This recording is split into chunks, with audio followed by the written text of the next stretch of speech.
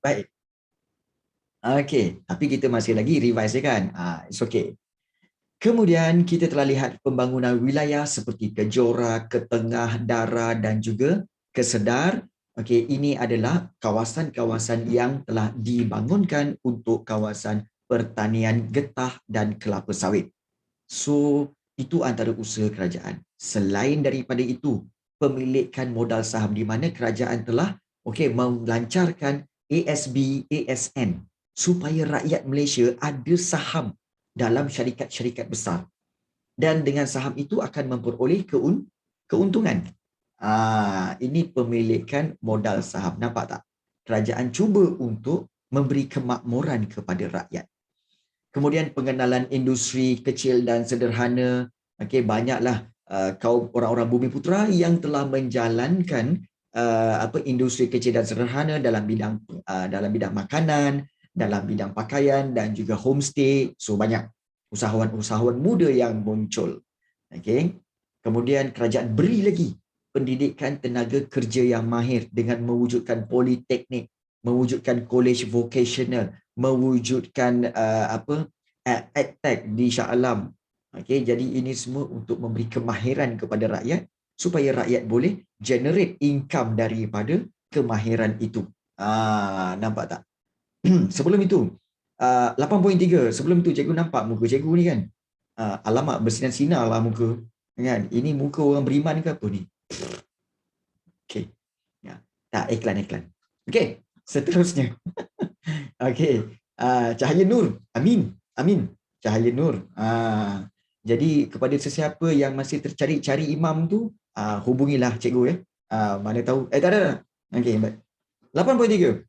Pembentukan dasar pembangunan nasional tiba. Okey. Selepas DEB, dasar ekonomi baru tamat 1990s, Tun Dr. Mahathir telah melancarkan DPN, Dasar Pembangunan Nasional. Iaitu bermula daripada 1991 hingga tahun 2000 dan ini adalah matlamatnya menyambung matlamat DEB iaitu apa? Pengagihan kekayaan dan meneruskan matlamat untuk membasmi kemiskinan dan mewujudkan masyarakat yang bersatu padu serta dapat mencapai kemakmuran negara. Dan apakah strateginya? Strategi DPN pula beza dengan DEB.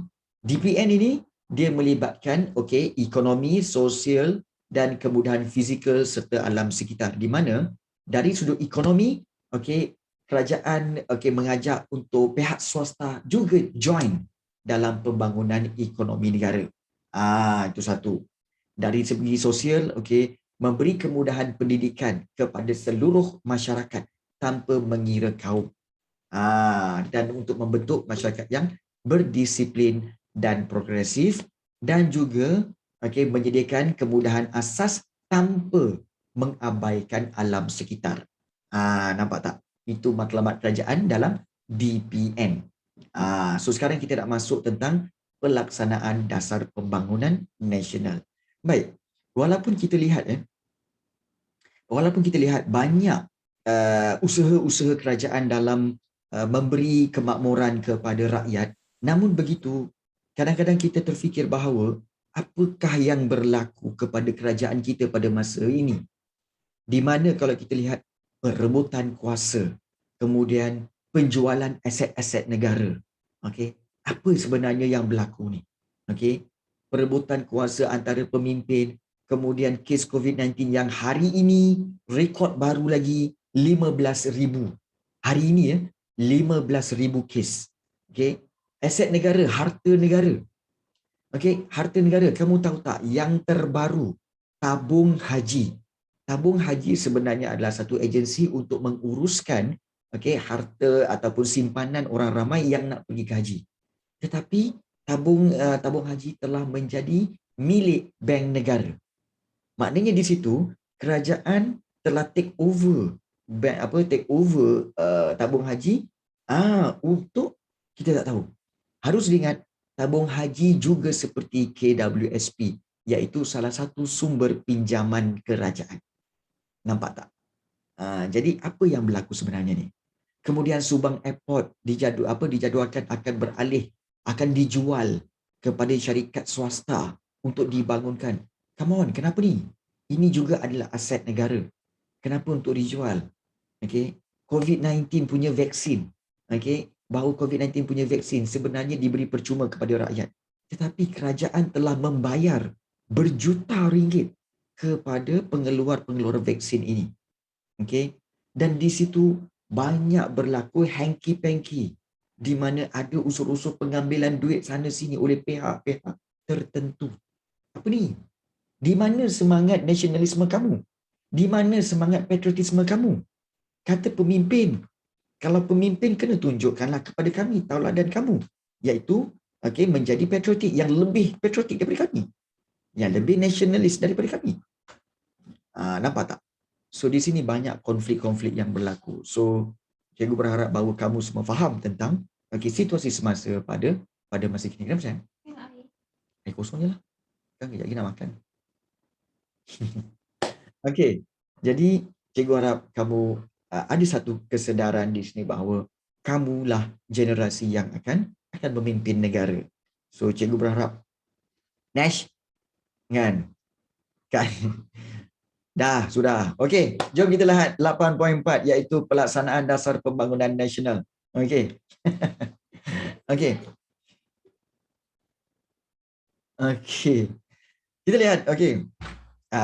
Itu memanglah kan apalah kau ni. Okey, pelaksanaan dasar pembangunan nasional.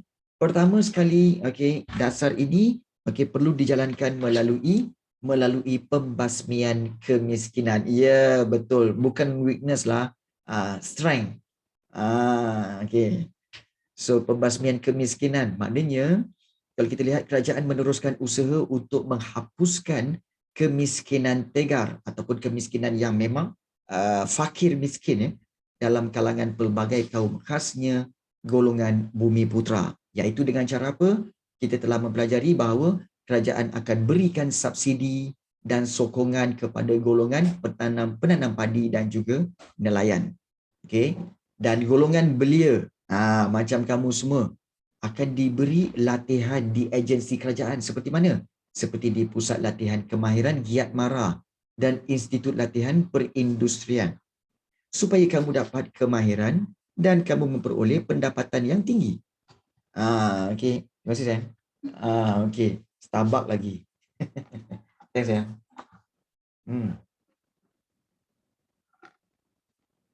Okey. Starbucks. Hello. Ni cawan je tau. Bukan air dia. Air kosong. Air. Hilang. Nampak? Green screen.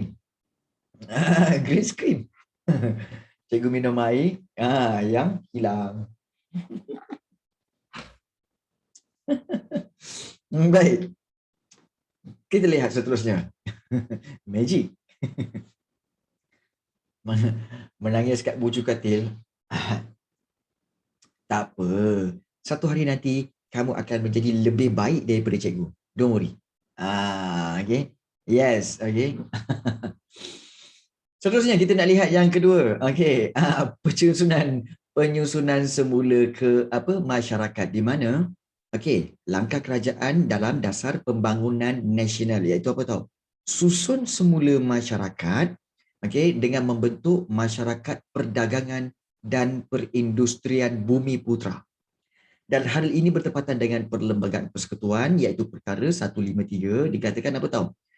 Antara usaha kerajaan iaitu perlu meningkatkan tenaga kerja dan penyertaan bumi putra dalam pengurusan sektor moden seperti pembuatan dan perkhidmatan. Maksudnya di sini adalah kerajaan menggalakkan orang-orang bumi putra untuk menyertai sektor perkilangan, bukan sekadar menjadi pekerja ke kilang, tetapi menjadi bos, menjadi CEO, menjadi entrepreneur ataupun usahawan dalam bidang-bidang tertentu.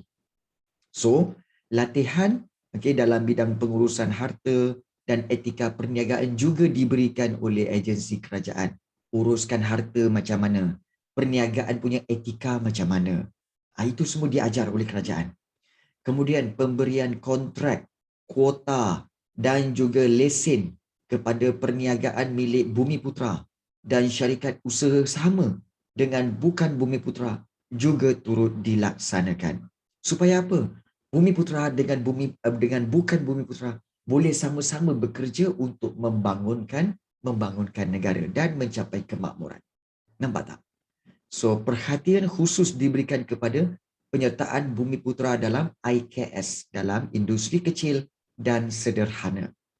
So, usaha sama secara aktif antara Bumi Putra dengan bukan Bumi Putra ini digalakkan. Okay? Untuk apa? Membolehkan syarikat Bumi Putra ini akan meningkatkan prospek perniagaan. Maknanya untuk meningkatkan kemampuan perniagaan mereka. Tapi satu harus diingat. Ramai di antara kamu semua, cikgu yakin, ramai di antara kamu semua yang berminat untuk terlibat dalam perniagaan dan menjadi usahawan. Setuju? Setuju kan? Setuju. Baik, betul. Tetapi harus diingat, bukan semua orang sesuai untuk berniaga. Bukan semua. Bukan semua. Jadi, kenapa? Kerana menjadi usahawan, dia akan menanggung risiko yang besar. Risiko untung dan risiko rugi.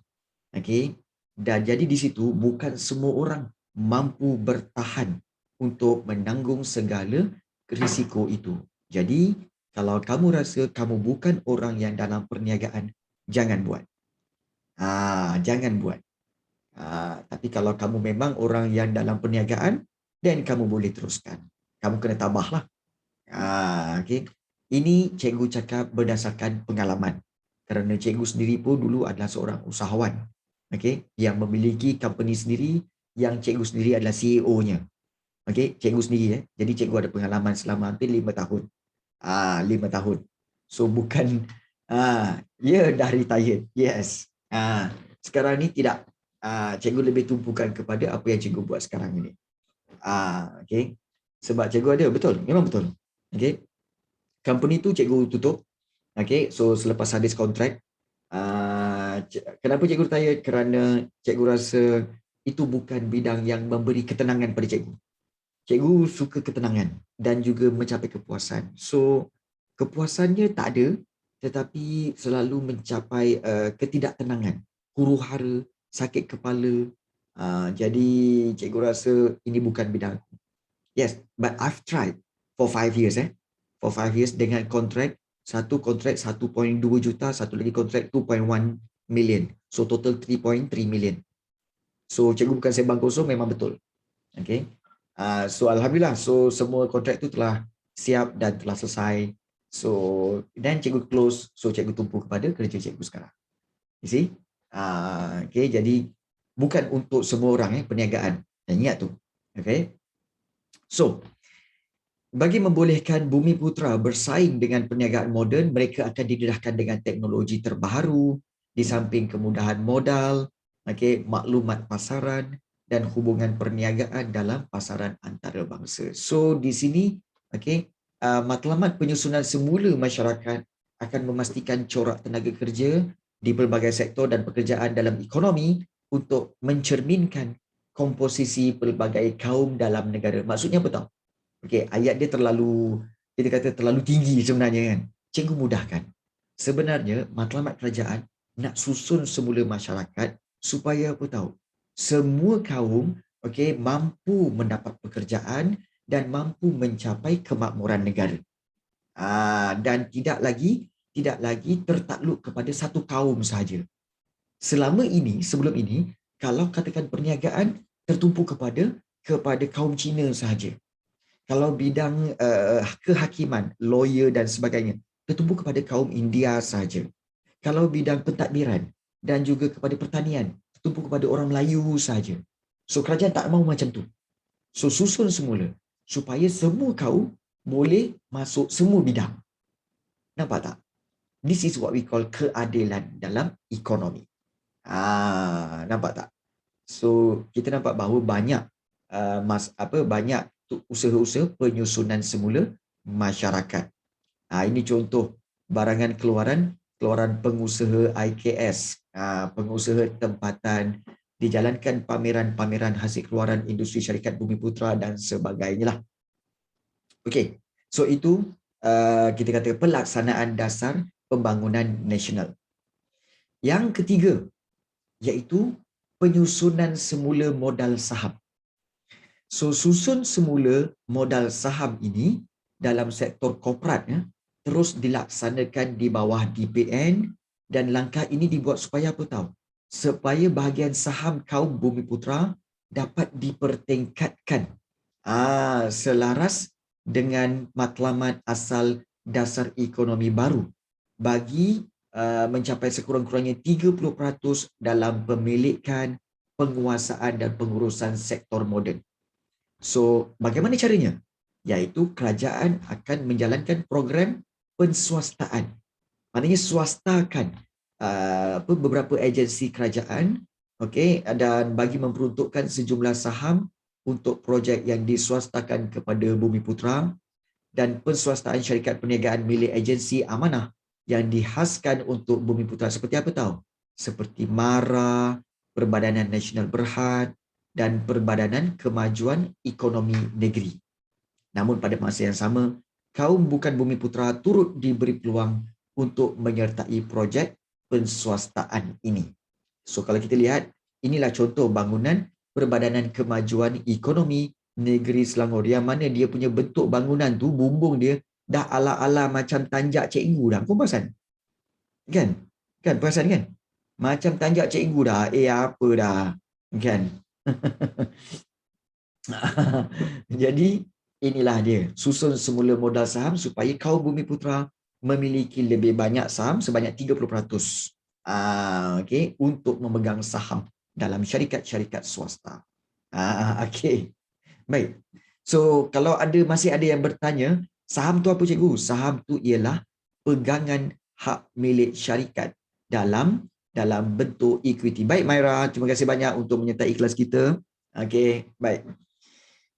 Okey, so dasar penswastaan ini dilancarkan oleh Tun Dr. Mahathir Mohamad, dan dasar ini bertujuan meningkatkan produktiviti serta kualiti perkhidmatan atau barangan.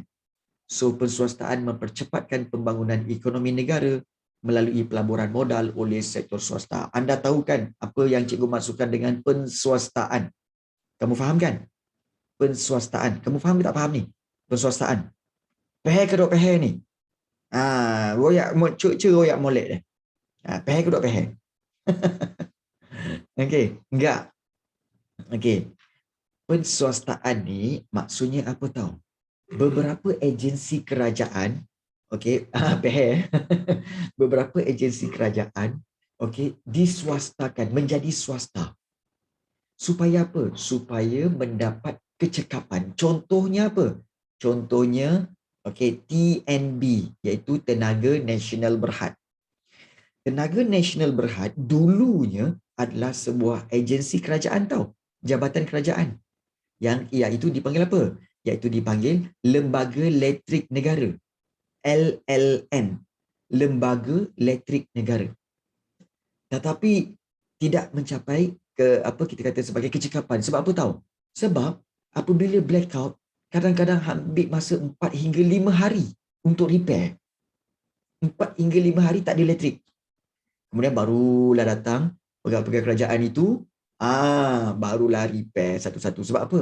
Sebab kekurangan modal, kemudiannya kekurangan kemahiran, kekurangan pekerja. Jadi itu menyebabkan perkhidmatan itu lambat. Tetapi bila diswastakan, so menjadi Tenaga Nasional Berhad, so mereka boleh mengutip bil-bil daripada kita dan menjadikan itu modal untuk memperbesarkan dan memberi kecekapan dengan menambahkan bilangan pekerja, meningkatkan kepakaran. Sebab itu sekarang ni bila kita blackout, pagi contohnya pagi blackout, petang dah ada elektrik. Betul tak? Tak adalah sampai besok. Jadi di sini maksudnya apa? Kecekapan telah meningkat. Kecekapan telah meningkat. Dan TNB itu telah menjadi syarikat swasta yang mana masih lagi pegangan kerajaan tapi ada sumbangan swasta, dan di situ telah dibuka saham-saham bagi TNB. So rakyat Malaysia boleh membeli saham TNB itu. Nampak tak? Jadi itulah okey, pegangan saham, iaitu pegangan hak milik syarikat dalam bentuk equity. Yes. Okey. Dan kalau orang cakap kan, cikgu, kalau kita beli saham kat TNB, kita bayar kat TNB kan? Okey. Lepas tu TNB buat apa? Ha, duit yang kamu berikan, laburkan kepada TNB, TNB guna untuk apa? Untuk pelaburan-pelaburan syarikat. Seperti kerja-kerja maintenance, seperti menambahkan stesen jana kuasa, seperti menambahkan facilities kepada TNB, kepada penjana kuasa elektrik. Jadi, apabila bertambahnya kecekapan, maka ramailah orang lagi yang akan membayar bil. Okay, bila membayar bil elektrik itu, maka bertambahlah keuntungan TNB. Dengan keuntungan TNB itu, TNB akan agihkan beberapa persen daripada keuntungan itu kepada pemegang-pemegang saham tadi. So, siapa yang bayar saham kepada TNB, bila cukup tahun, dia akan dapat dividen daripada saham tersebut. Nampak tak? So, ada win-win situation. Yeah. Itulah sebenarnya tujuan saham. Kenapa baru faham setelah sekian lama? Okey, ini penerangan. Yes. Kalau TNB rugi, maka kalau TNB rugi, maka ianya tidak akan diberikan dividen. Tapi harus diingat, 95% seluruh Malaysia, pembekal elektriknya siapa? TNB kan? So bagi tahu cikgu, macam mana dia nak rugi? Tiap-tiap bulan bayar bil. Macam mana nak rugi? Kan? Ya. Yeah. Ada yang lain ke? Ada yang kecil-kecil adalah. Ada yang kecil-kecil. YTL dan sebagainya. Yes. Ada. Begitu juga kalau kamu lihat RTM. RTM, Radio Television Malaysia. Memang kerajaan. Dulu TV cuma ada 2 channel. TV1, TV2. Kan? Bosan-bosan tengok TV1. Bosan TV1 tengok TV2. Bosan TV2 tengok TV1. Kemudian muncullah kerajaan membenarkan untuk TV swasta yang pertama, iaitu TV3. So TV3 memang hebatlah. Swasta yang pertama. Kemudian diteruskan lagi dengan NTV7, TV9 dan sebagainya. Jadi waktu itulah sebenarnya kita nampak banyaklah channel. Itu pun ada 4-5 channel. Oleh kerana bosan, kami dulu, bayar-bayar cikgu dengan mak ayah kamu kan, kami boleh hafal iklan. Boleh hafal iklan punyalah bosan. Joy Orange, Joy Apple, Mangga dan Jambu Batu. Itu contoh. Kan? Kan? Oh Gardenia, sungguh enak dimakan begitu saja. Hafal iklan. Hafal iklan dia. Kan? Yang tu ingat, yes. Tu zaman dululah. Sekarang dah ada Astro. Ambil engkau 100 channel. Kan? Tak bosan. Oh bosan, oh bola, oh tak bosan, oh bola, oh ni. Oh tu kemudian. Okey. Bosan sampailah habis bosan. Netflix pula. Netflix bosan tengok. Dah tengok. Sudahnya tutup. Cakap apa? Tak ada cerita. Rasa nak lempang je. Kan? Ada 100 dengan Disney apa semua kan. Cakap tak ada cerita. Rasa nak lempang je. Kita orang dulu 2 channel tak bising pun. Okey, korang ni. Okey. Korang ni sampai 100 channel, kata lepas tu tak ada cerita. Apalah. Okey, baik. Buat movie sendiri. Itulah. Baik. So, itu dasar penswastaan. Okey. Seterusnya kita nak lihat berkaitan dengan pembangunan wilayah. Perempuan sekali complicated. Tiba tak adalah kan. Cikgu tak ada tengok TV. Cuba cikgu tak tahu. Okey. Pembangunan wilayah. Kerajaan, kalau DEB memang ada pembangunan wilayah seperti Felda semua kan. Felda, kemudian Kejora, Ketengah dan sebagainya.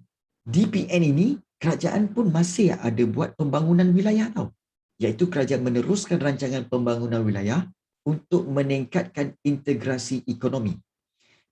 Yang saling melengkapi antara negeri Dan antara usaha ni iaitu usaha untuk memperbaik ketidakseimbangan pembangunan wilayah. Jadi untuk memudahkan pencapaian kesamarataan pendapatan antara kaum di negara ini. Subhanallah, bahasa tinggi gila. Cikgu rasa penggunaan bahasa tinggi ni, okay, iaitu apa tahu? Usaha memperbaik ketidakseimbangan pembangunan wilayah, memudahkan pencapaian kesamarataan pendapatan antara kaum di negara ini. Kamu pun terus, cikgu, apa benda dia cerita ni cikgu? Sebenarnya, dia nak cerita macam ni. Dia kata, kerajaan kata apa tahu? Nak membangunkan wilayah. Kerana apa? Ada sesetengah wilayah yang terlalu maju. Ada sesetengah wilayah mundur. Ada setengah wilayah ketinggalan kampung lagi. Jadi menyebabkan apa tahu? Tak seimbang kemajuan. Terlalu maju pun ada, betul. Terlalu maju pun ada. Tak payah pergi jauh. Di Malaysia ni, kawasan yang paling maju kat mana? Di Malaysia ni kawasan paling maju kat mana? Kawasan yang paling maju di Malaysia ni adalah Lembah Klang. Lembah Klang. Daripada Port Klang, bawa ke Klang, Puchong, kemudian Shah Alam, Subang Jaya, kemudian terus ke Petaling Jaya, KL, Gombak. Okay? Dan juga sekeliling tu semua, itu Lembah Klang.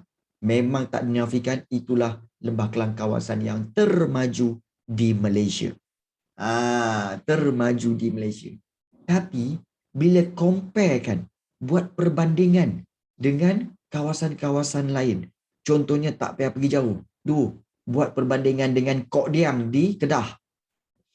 Okay? Ataupun di seberang Perai. Atau perbandingan di Kemaman, Terengganu. Atau bandingkan di Sarawak. Okay? Ataupun perbandingan di Sabah. Jauh bezanya. Perlis. Jadi, ini menyebabkan kekayaan tertumpu di sini, di Lembah Klang. Dia tak teragih kepada negeri-negeri lain. Nampak tak? Jadi, kerajaan kata apa? Kita perlu majukan kawasan-kawasan lain juga. Itu matlamannya. Dengan cara apa? Iaitu seperti Malaysian Agriculture Research, iaitu MARDI. Okay?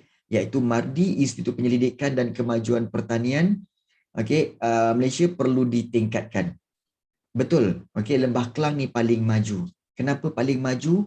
Astro awal-awal. Okay, dijual di mana? Di sinilah Lembah Klang. Tu mangkuk ayun tu kan. Mangkuk ayun tu dengan decoder tu memang mula-mula dijual di sini. Dengan harga 1,200. Siap mangkuk, siap dengan decoder. Siap mangkuk, siap decoder. Okay, 1,200 dia.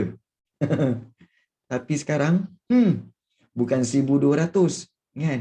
Pasang pun okey kena bayar. Pasang pun bayar. Kadang-kadang pasang percuma pun ada juga. Dulu 1,200 dia. Kan? Yes, betul. Okey, baik. So, kita lihat di sini. Konsep pertanian pintar digunakan untuk meningkatkan hasil pertanian dan penyebaran industri terpilih digalakkan dengan mendorong sektor swasta menempatkan semula kilang-kilang tambahan di negeri yang kurang maju dengan kemudahan fizikal, pendidikan, kesihatan dan perumahan. So, kawasan-kawasan ini akan menjadi pusat pertumbuhan baharu ekonomi yang dapat menyumbang kepada pembangunan wilayah. Contohnya, dulu, tahun-tahun 80-an, banyak kilang-kilang ni dibuka di mana? Shah Alam, PJ. Shah Alam, PJ. Shah Alam, PJ, KL. Tu je kilang-kilang. Seperti kilang JVC, kilang elektronik, kilang Panasonic dan sebagainya. Tetapi dengan pembangunan wilayah ini, kerajaan telah agihkan kepada kawasan lain. Contohnya apa? Kamu nak tahu? Kilang pemasangan kereta Honda. Kat mana? No, dekat Batu Berendam. Kat mana? Melaka. Kilang pemasangan Mercedes-Benz. Mercedes-Benz kat mana? No, dekat Pekan Pahang. Kat Pekan Pahang. Kilang Toyota. Okey, kilang Toyota kat mana? Dekat Grid. Grid Perak sana. Nampak tak?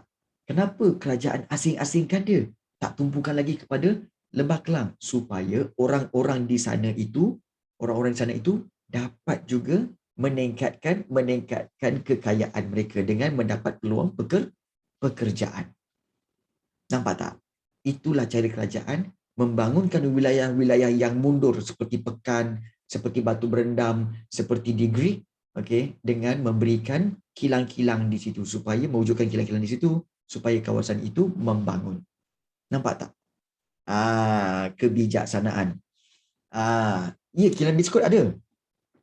Kilang biskut kalau tak silap cikgu Huatai, okey, Huatai tu Malaysia. Sampai luar negara kot apa dia punya biskut tu. Secret recipe Malaysia punya sampai ke luar negara. Yes. Secret recipe. Kemudian apa lagi Bonia. Kamu tahu yang pakaian handbag Bonia, kasut kulit Bonia apa semua. Itu Malaysia. Malaysia. Sampai ke luar negara. Bonia. Itu Malaysia sebenarnya. Nampak tak? Ya, serius. Secret recipe itu memang Malaysia. Seriously, secret recipe itu Malaysia. Ya, betul. Okay, tak disangkalkan lagi. Yes, Bonia pun ada, Bonia pun ada. Yes. Okay. Jadi di sinilah kita nampak bahawa kerajaan telah berjaya memberi kemakmuran kepada negara. Memberi kemakmuran kepada rakyat. Cuma kita rajin tak rajin je. Rajin tak rajin je. Kita kena berusaha. Nampak tak? Kalau kamu tengok ni, okay. Iyalah bagi international. Kita tengok penggunaan teknologi drone bagi melancarkan kerja menyembur racun dan baja cecair di sawah padi. Kerja sawah padi pakai drone kau. Orang kampung pakai drone. Untuk apa? Untuk menjembur racun. Pakai drone. Nampak tak? Jadi inilah antara usaha kerajaan untuk memberikan kemakmuran. Yes, air pun boleh. Okay. Jadi pelaksanaan DPN ini telah berjaya meningkatkan taraf hidup rakyat. Penggunaan teknologi moden mampu meningkatkan pengeluaran dalam pelbagai bidang ekonomi. So, seiring dengan ini berlaku kemajuan dalam pembinaan kemudahan awam untuk kesejahteraan rakyat. So, kita mempunyai tanggungjawablah untuk menghargai dan menjaga harta awam ni lah. So, secara umumnya bagaimana pelaksanaan kita kata dasar pembangunan negara atau dasar pembangunan nasional. Pertama, betul, pembasmian kemiskinan, kemudian juga kita berusaha untuk penyusunan semula masyarakat, kemudian penyusunan semula modal saham dan juga seterusnya pembangunan wilayah. Pembangunan wilayah. So kita nak lihat 8.5. Sebelum kita teruskan 8.5, cikgu nak tanya, ketua kelas mana? Senyap je hari ni? Mana ketua kelas?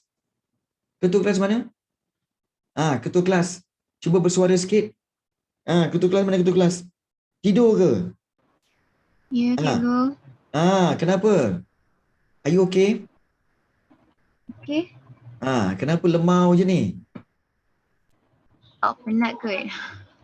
Okay, penat. I see. Ketua kelas tu ialah Dini Hazira. Okay. So, okay Dini, if you have any problems, please PM cikgu. PM cikgu. Sounds like you've got problems. So, apa-apa WhatsApp cikgu. Yeah? Okay. Kita lihat pencapaian dasar ekonomi baru dan juga dasar pembangunan nasional. Kita nak lihat, kita dah belajar dasar ekonomi baru, okay, untuk pembangunan Malaysia, membasmi kemiskinan dan sebagainya. Begitu juga kita dah lihat dasar pembangunan nasional, okay, iaitu meningkatkan penggunaan teknologi, okay, dalam bidang ekonomi. So, the problem is, bagaimana pencapaiannya? Adakah mencapai matlamat yang diwar-warkan tu? Mencapai ke tak? Jadi kita nak lihat pelaksanaan DEB dan DPN, okay, adakah mencapai kepada matlamat yang diinginkan. Jadi kita lihat dari sudut aspek sosial dan juga ekonomi. Dari sudut aspek sosial, maknanya aspek masyarakat. Pencapaian dari aspek sosial ini dapat dilihat dari segi, okey, rupa-rupanya berlaku apa tahu? Penurunan kadar kemiskinan. Wow. Kemudian peningkatan kualiti hidup. Yes. Kemunculan golongan pertengahan, masyarakat perdagangan dan perindustrian bumi putra. Wah, banyak ni. Okey, jom kita tengok satu-satu. Pertama sekali, dengan pencapaian DEB dan juga DPN, apa yang berlaku iaitu turunnya kadar kemiskinan. Di mana kadar kemiskinan di Malaysia berjaya dikurangkan. Wow. So, usaha kerajaan mempelbagaikan kegiatan ekonomi telah membuka peluang pekerjaan dan menambah pendapatan isi rumah yang melibatkan semua kaum. Maknanya semua kaum, bukan kaum tertentu. Semua kaum dapat peningkatan pendapatan. So, kerajaan juga telah menambah baik peluang untuk rakyat mendapatkan kemudahan awam yang dapat meningkatkan taraf dan kualiti hidup.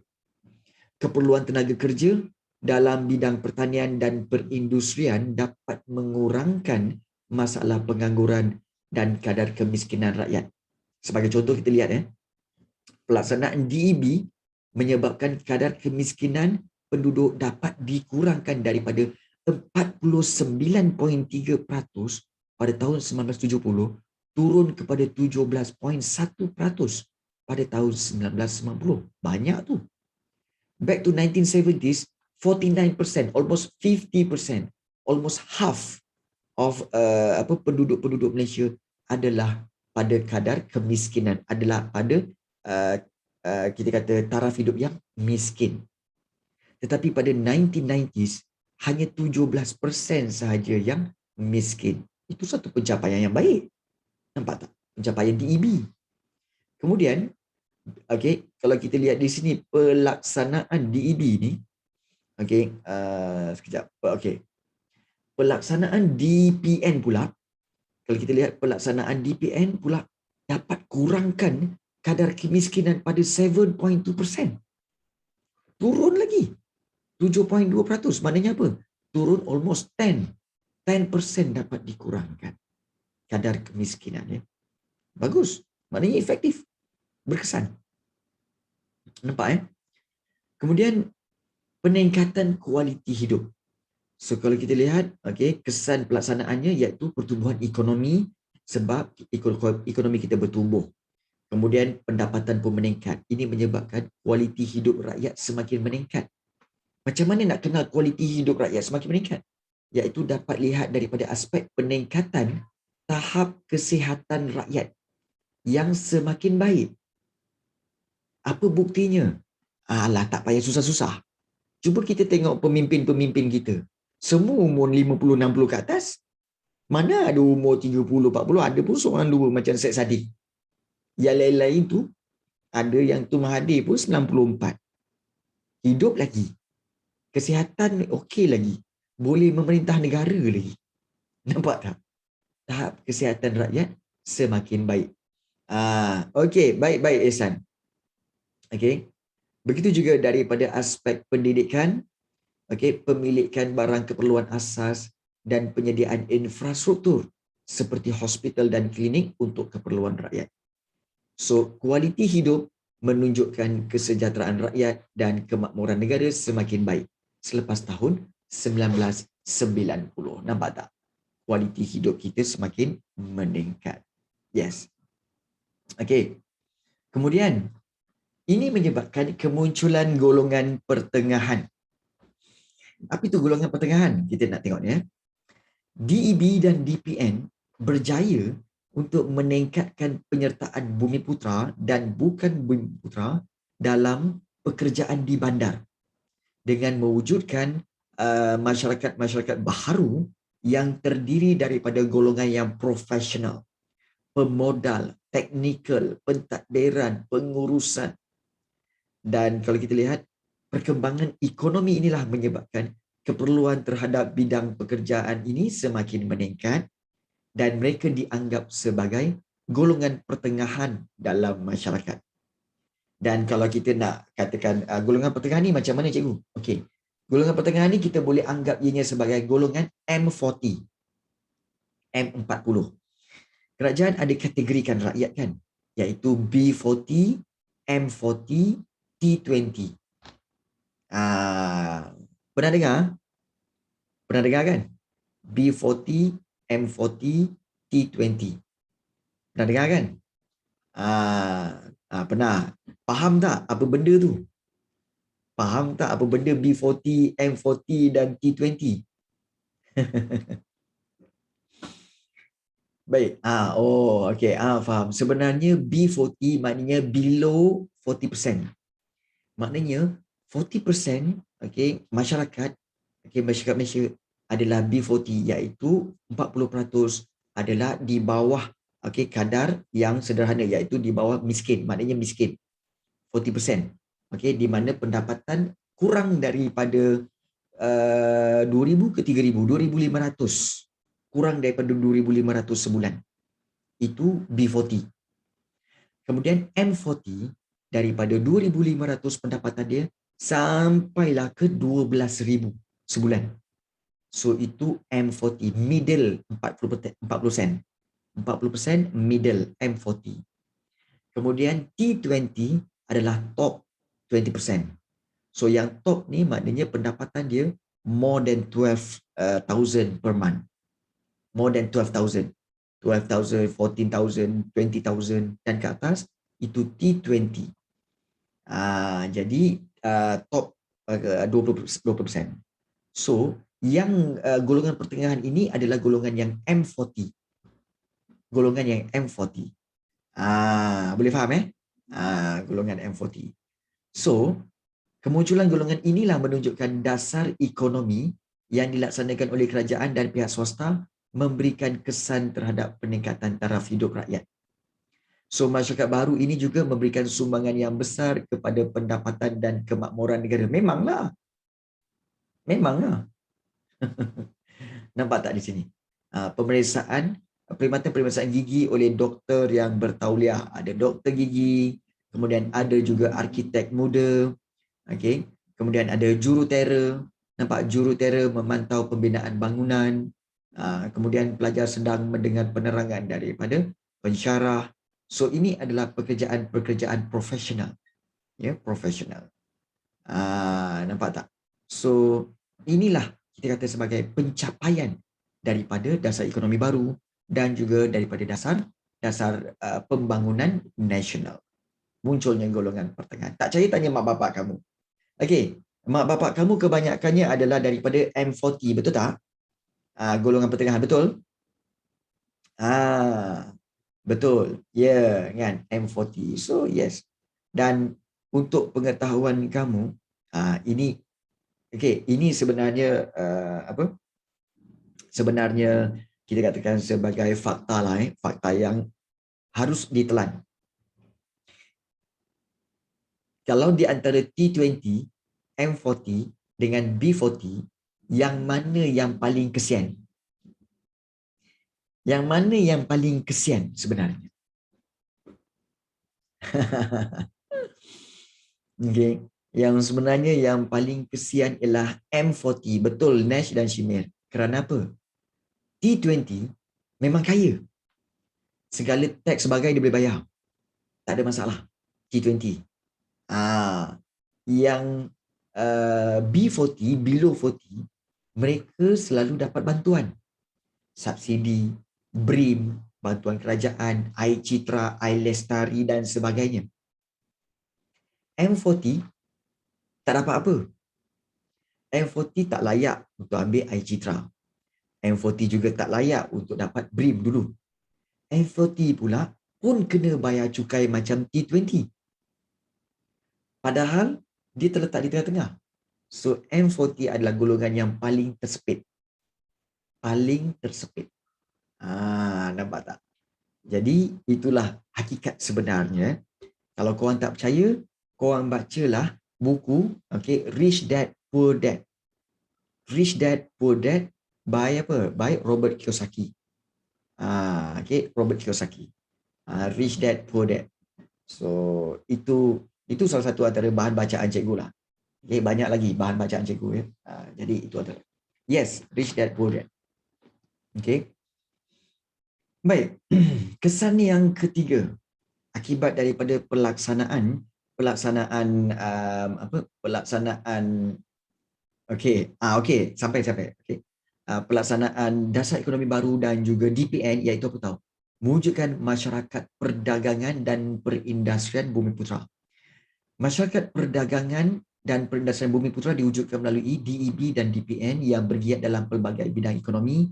Golongan ini membentuk kelas Bumiputera komersial yang melibatkan diri dalam sektor korporat. Okey, ada yang bertanya korporat tu apa?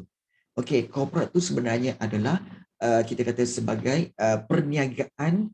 Okey, mereka melibatkan diri dalam perniagaan yang memiliki banyak corporation ataupun memiliki banyak banyak syarikat. Okey, memiliki banyak syarikat. Itu corporate ataupun koperasi sebenarnya, corporation. So company ni berjual dengan company ni, company. So mereka semua adalah corporate.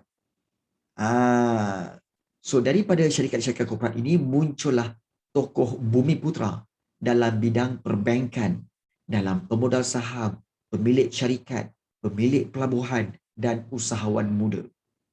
Dan kemunculan golongan ini turut memberikan faedah kepada peningkatan taraf hidup golongan miskin dengan tawaran pekerjaan dalam syarikat-syarikat mereka. Contohnya Tan Sri Muhammad Effendi Norwawi. Kamu tahu dia siapa? Siapa Tan Sri Muhammad Effendi Norwawi ni? Tan Sri Muhammad Effendi Norwawi ni sebenarnya beliau adalah owner kepada NTV7. Syarikat TV NTV7. Dia punya. Yes, Didik pun dia punya juga. Tu yang apa? NTV7. Syarikat apa televisyen kan ada NTV7 kan? Itu dia punya. Tetapi tak tengok. Ya, sebab kamu tahu tak? This is what we call orang kaya. Orang kaya macam ni orang tak kenal. Dia tak terhegeh-hegeh untuk di media sosial, tak terhegeh-hegeh di TikTok ataupun di Insta, tak. Orang kaya ini yang betul-betul kaya. Orang kaya yang berlagak pakai ke kereta ni, baju tu apa sini, kemudian post dekat Insta, dekat TikTok, itu tak kaya. Itu berlagak kaya. Nampak tak? Itu berlagak kaya. Ini betul-betul orang kaya. Okey. Kamu tahu Tan Sri Azman Hashim, tokoh perbankan. Siapa tahu? Dia ni apa? Apa syarikat yang dia ada? Tan Sri Azman Hashim, dia inilah owner kepada M-Bank. Kamu tahu M-Bank? Inilah dia owner dia. M-Bank. Ini owner dia, Tan Sri Azman Hashim. Okey. Dan dia adalah bapa kepada Miss Nina, penyanyi yang kahwin dengan Noh Hujan tu. Kan? Miss Nina tu, kan? Inilah bapa dia, bapa Miss Nina. Inilah dia. So Miss Nina tak kisah pun. Miss Nina isteri kepada Noh Hujan tu, inilah bapa dia. Okey, Tan Sri Azman Hashim, Noh Hujan tu. Noh penyanyi kumpulan hujan. Okey.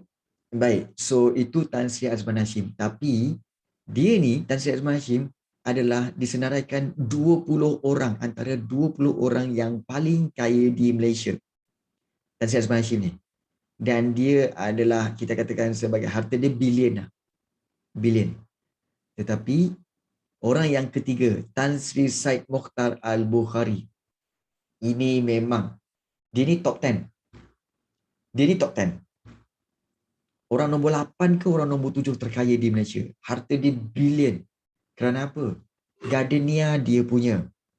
DRB Highcom, pemilik Produa pun dia ada saham.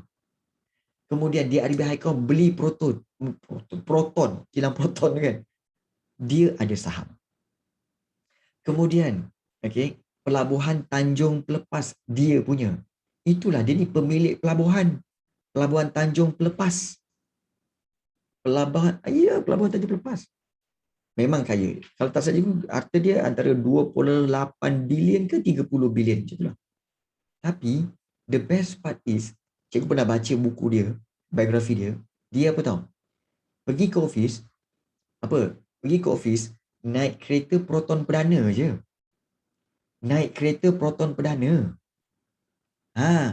Dia ni.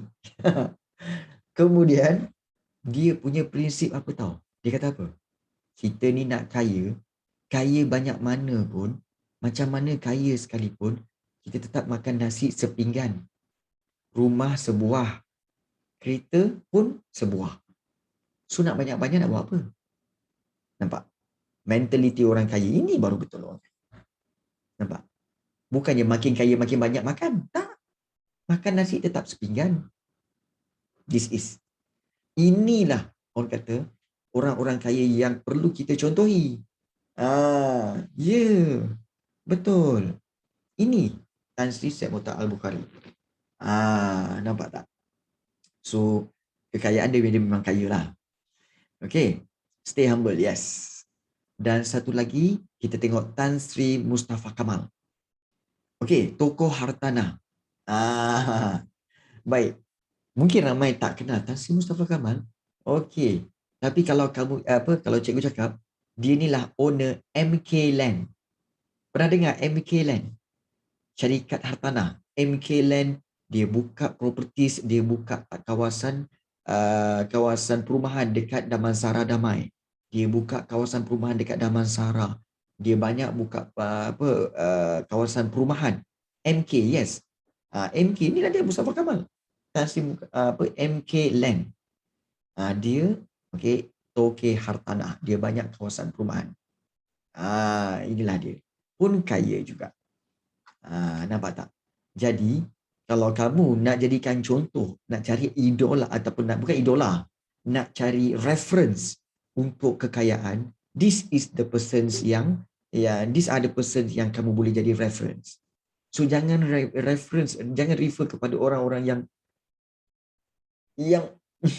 yang mencari promosi diri di TikTok ataupun di Insta. Tak payahlah, yang itu tak payahlah.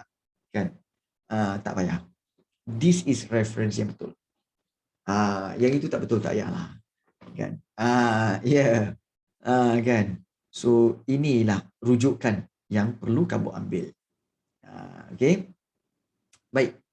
Dan yang terakhir kita nak lihat di sini iaitu dengan adanya pelaksanaan dasar ekonomi baru dan juga dasar pembangunan negara ini, berlakunya pembangunan pendidikan. So dia seiring dengan pembangunan ekonomi, di mana kalau kita lihat, sebab ekonomi memerlukan tenaga kerja mahir yang berpendidikan. So after 1990s, kalau kita lihat, berlaku pertumbuhan institusi pendidikan di bawah kelolaan pihak kerajaan dan juga swasta. Pada masa yang sama, muncullah graduate dalam bidang sains, teknologi, teknikal. So kebolehan dalam bidang ini amat diperlukan sebab permintaan yang tinggi dalam bidang perindustrian dan keekonomi. So pendidikan tinggi juga telah dapat memperbaiki taraf hidup rakyat Malaysia. Sebagai contoh, UTM, University Teknologi Malaysia, antara pusat pengajian tinggi awam yang menawarkan kursus dalam bidang sains, teknologi dan juga teknikal. Jadi kalau kita lihat, inilah hasil-hasil antara hasil dasar ekonomi baru dan dasar pembangunan negara. Iaitu antara yang kita boleh lihat daripada sudut aspek sosial, penurunan kadar kemiskinan, peningkatan kualiti hidup, kemunculan golongan pertengahan iaitu M40 tadi. Kemudian juga masyarakat perdagangan dan perindustrian bumi putra dan juga pembangunan pendidikan. Nampak tak? So this is kita kata secara umumnya bab 8 ini menceritakan tentang mencapai kemakmuran negara. Maknanya kekayaan negara. Dengan cara apa? Dua cara, dasar ekonomi baru dan dasar pembangunan nasional, di mana hasilnya adalah banyak pencapaian yang telah negara kita perolehi. So, di mana lagi nak cari negara seperti ini selain daripada negara kita? Setuju? Inilah negara kita. Buruk-buruk pun negara kita. Benci kepada pemimpin pun, tak suka kepada pemimpin pun, inilah negara kita. Kita kena jaga. Dan kalau kita tak suka dengan pemimpin, seseorang pemimpin itu, anda bersedia untuk memimpin negara pula pada masa akan datang. Berani menyambut cabaran? Berani Yes. Ingat pesanan cikgu, kalau kamu jadi pemimpin, menteri-menteri, ingat menteri-menteri tak boleh jadi kaya. Kalau jadi kaya, jadi kaya juga. Cikgu tahu ada para pemimpin sini yang jadi kaya, jadi menteri-menteri, cikgu sendiri akan datang pada kamu kepada dalam majlis kamu dan cikgu sendiri akan lempang. Faham? Kan? Tarik telinga, lempang. Kan? Ish, kenapa ni? Cikgu akan cakap, kau lupa apa cikgu cakap. Jadi menteri jangan jadi kaya. Kalau jadi kaya macam mana kau nak jaga rakyat? Kau menteri jaga rakyat. Kau nak kaya, kau keluar daripada menteri ni, kau jadi ahli perniagaan. Ingat tu. Polis catch him bila ditangkap kan. Kamu dah tentu rasa, jangan tangkap. Tu cikgu saya. Tu. Jangan tangkap. Nampak tak? Jadi Jadi itulah pesanan cikgu. Dan mungkin ada yang tulis kat sini, dia kata apa? Dia kata, cikgu jadi dulu, lepas tu pilih kita. Wah, boy kan. Rasa-rasanya lah belum ada lagi dalam sejarah dunia di mana Perdana Menteri sesuatu negara itu berambut panjang macam ni. Rasanya tak ada lagi. Okey. Agak pelik jugalah kalau ada. Okey. Baik. Adalah PM return. Oh ya ke? Okey. Baik. Cikgu buka kepada sebarang soalan untuk kamu tanyakan. Silakan. Ada nak tanya apa-apa? Ada nak tanya apa-apa? Dan satu perkhabaran yang gembira untuk kamu semua bahawa cikgu sedang finalize program kita untuk sepanjang bulan 8 di mana cikgu sedang menyiapkan database untuk para pelajar tingkatan 5 dan database itu segala nota, segala latihan, segala link, segala latihan yang boleh print semua cikgu kumpulkan dalam satu tempat dan kamu semua boleh pergi ke situ untuk kamu download, untuk kamu menonton semula video-video, untuk kamu ambil latihan-latihan itu ataupun kamu nak buat latihan-latihan semua dalam satu tempat. Jadi itu buku tak ada stok lagi. Sorry. Buku tak ada stok lagi. PKP belum buka lagi. Kilang belum buka lagi. Jadi itu yang berlaku. So cikgu nak nanti kamu semua boleh pergi ke situ dan download dan ambil sajalah bahan-bahan yang ada kat situ. Ambil lah dengan short notes-nya, dengan segala bagai semua ada dalam tu. Tinggal kamu gunakan sebaik mungkin. Tapi ada password lah. So kepada para pelajar saja, para pelajar cikgu, kelas cikgu saja yang dapat benda ni. Dan ada assignment dan assignment itu kita akan buat secara grouping di mana cikgu kita ada 49 orang. Boleh tak kita cuba buat grouping pada hari ini? Sebab cikgu nak try breakout room sebab di sini ada breakout room tau. Di Zoom ni. So kita ada lebih kurang 49 orang. So kita bahagikan kepada 7 kumpulan. 7 kumpulan. So cikgu assign automatically. So kita akan lihat. So kamu boleh berbincang dengan sesama kamu untuk kamu lihat sendiri. So kita try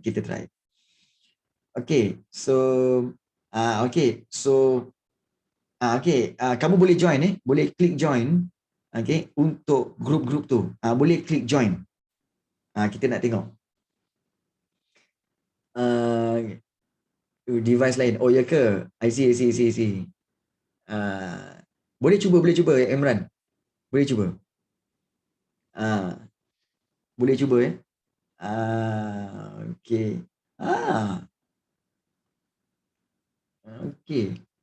So ada 7 kumpulan dan masing-masing telah masuk ke dalam kumpulan masing-masing kecuali Aidan Hendroff. Okey, untuk room 1. Okey. Kenapa Shimir? Shimir perlukan bantuan. Kenapa Shimir? Okey. Kenapa? Okey. Okey, kenapa Shimir? Kenapa? Ada masalah pada kumpulan ini? Okey, ada masalah pada kumpulan ini? Dan buat apa ni? Okey. Tak apa. Okey. So, kita akan break. Okey. Okey. So, cikgu close balik. Okey. Close all room. So, okey, semua breakout rooms itu akan ditutup dalam tempoh 45 saat dari sekarang. So, kamu semua akan masuk balik. Okey. Okey, so kita akan lihat. Oh my god, hai cikgu. Dan buat apa ni? Okey. Okey, kita tengah try sebenarnya. Okey, kita tengah try. Okey, so kita lihat. Okey. So tinggal 20 saat untuk kita akan join balik. Tadi kita try saja. Kita try saja. So kejap lagi akan masuk semula kepada room yang awal ya. Room yang awal. Okey, kita lihat. Okey, 2, 1 dan okey. Yes, betul. Maknanya room tadi adalah kumpulan. So cikgu telah bagikan tadi, tapi sekejap saja nak tengok bagaimana keadaan kamu. Sebenarnya apabila cikgu pecahkan kamu kepada kumpulan tu, sebenarnya kamu boleh berbincang antara kamu saja tahu dan orang lain tak dengar. Kamu boleh on mic, okey, sesama kamu, contohnya 6 orang atau 7 orang. Okey. Yes, 6 orang 7 orang. Kemudian kamu boleh berbincang dengan emang kamu saja. Of course, cikgu pun hilang. Sebab apa? Sebab cikgu tak join room tu. Unless kalau kamu minta help, okay, so cikgu boleh join. Join room yang minta pertolongan tadi. Yes, it's a private group room. Maknanya kita sini ada 7 kumpulan, ada 7 room yang korang boleh bincang sesama kamu. Okay. Buat balik test. Tak, kita dah test tadi. So, okay, itu sebab itu cikgu cakap jangan terkejut. Okay, jangan terkejut. Okay. So, baru faham kan? Bagus. So, kemungkinan kita akan buat begitu untuk apa? Untuk kita buat beberapa assignment. Okay, assignment dalam bentuk soal jawab dan juga dalam bentuk kertas struktur dan esei. Jadi itu kegunaan room itu. Okay. So, kita kena upgrade dengan teknologi supaya apa? Kita nak create kelas ini lebih menarik dan juga lebih segan. Apa pula nak segan? Tak segan. Kita nak belajar. Nak belajar jangan segan. Nanti kamu masuk university, lagi macam-macam orang kamu jumpa. Takkan kamu nak cakap, segan lah. Segan nak pergi tak kenal orang. Apa dah. Kan? Tak boleh lah macam tu kan. Alright. So, okay. Next class nanti kita akan cuba lagi untuk kita lihat apa yang akan berlaku dan mungkin kita boleh buat sesuatu dalam breakout room itu. So, sebentar itu kita pun dah mencapai ke penghujung kelas ini. So, kita akan jumpa lagi pada hari Selasa minggu hadapan. Okay. I love you all. Okay. Jaga diri baik-baik. Kita jumpa lagi. Assalamualaikum. Dan salam sejahtera semua. Bye-bye. Okay. Peace, Yong. Terima kasih. Sama-sama. Saya yang panggil. Terima kasih. Saya yang panggil. Okey, sama-sama. Saya yang panggil.